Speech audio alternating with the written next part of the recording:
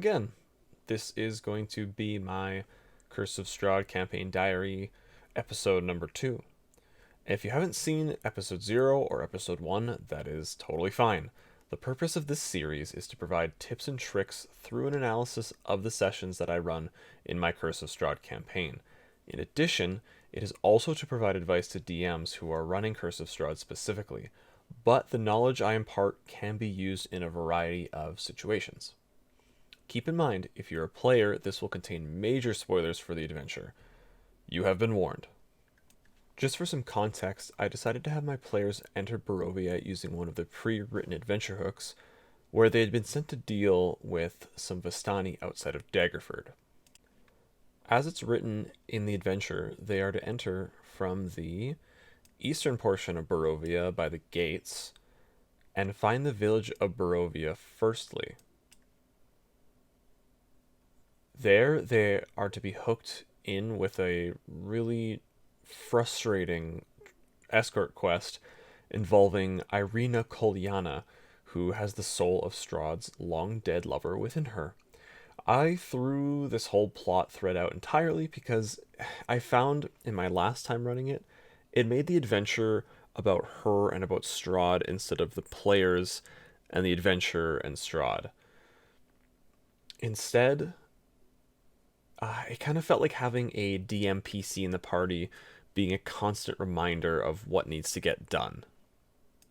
Instead, I had my players enter through the western side of Barovia, near the village of Krezk, like so. When they arrived there in the prior session, they were given a quest by the mayor to secure wine from the Wizards of Wine's winery to the south. Now, both of these areas by the book are rated for 5th level characters, and I started my group out at 3rd level thinking they would be okay, but I was off the mark by quite a bit. So here's my first piece of advice, and that's to know your characters. Consider their party's composition, and try to predict how they would handle certain situations and challenging encounters. Typically, 5th level is a major power spike for player characters. Martial classes get their second attacks, and casters get access to 3rd level spells, particularly the notorious spell that we all know and love, Fireball, which would have been very effective against the swarms and hordes of wooden enemies that are found at the winery. As I saw the encounter going from difficult to deadly, I decided to bring in some helpful NPCs to aid in the combat, because I felt like things were going pretty poorly. I think they were way underleveled for the area, and I believe it's designed in a way in the adventure that they have access to Fireball, I think, and so my party was mostly single target and they're only at 3rd level, so I had to bring in some help from the outside. But luckily it made sense because there was a mysterious faction nearby of were-ravens called the Keepers of the Feather. And they were able to send in some flocks of ravens to kind of help in the combat. Another side tip that I want to add in, if you ever have a combat where there's lots and lots of creatures, a good way to go about it is to have them be minions. I think this was in 4th edition.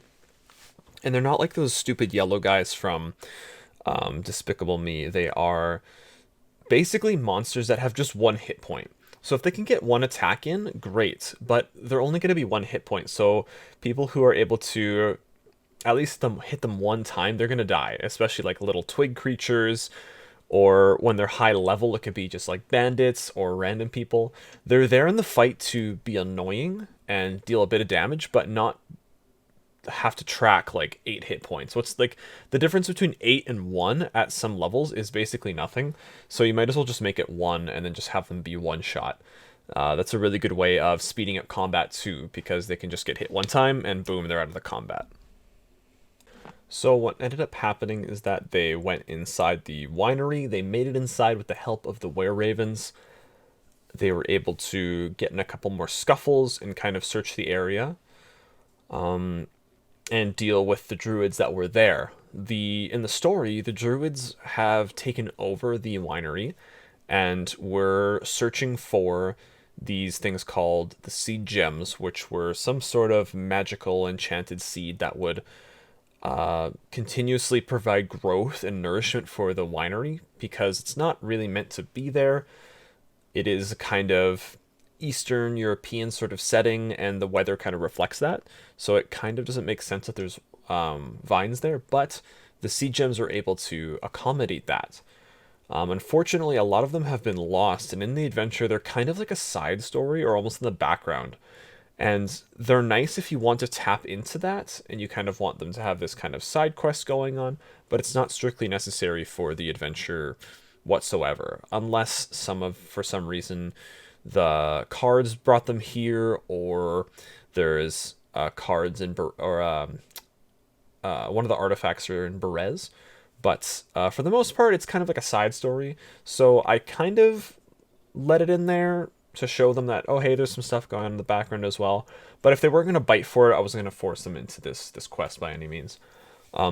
There is one thing I want to mention about this region of the winery, is that there is a magical item called the Gulthias Staff, and it is a remnant of a tree called the Gulthias tree that I think is in, I want to say, it's in Tales from the Yawning Portal, Sunless Citadel. That's what it's in. It's a tree basically that is vampiric in nature, and there's a staff that kind of has that. And by the book, it is like an evil artifact that when attuned, it deals damage to the person who uses it, but you're able to summon like small tree-like things. And that was kind of an interesting thing that I kind of provided thematically. I didn't want it to be like a cursed item, because I find those can be too punishing. But I did want it to be some sort of evil artifact to see if anybody would bite for it. And one of them did. Unfortunately, it kept hurting them, and then one of them just broke it over their knee later on. But that led to some other things happening. And so that's kind of pretty much whatever happened in session 2. I believe after that, they headed off to take the barrels of wine to Krezk, and some things happened after that, but I will save that for the next episode of the campaign diary. So I hope there was some useful information within this video to kind of help you on your DM journey or through running Curse of Strahd. If you have any questions, please leave them in the comments. I'd be happy to chat about this adventure because it is my favorite, and we've been having a blast so far. I think right now we're on session 14, so I have some catching up to do with these campaign diaries, which I will do my best to do. So please enjoy and have yourself a wonderful day.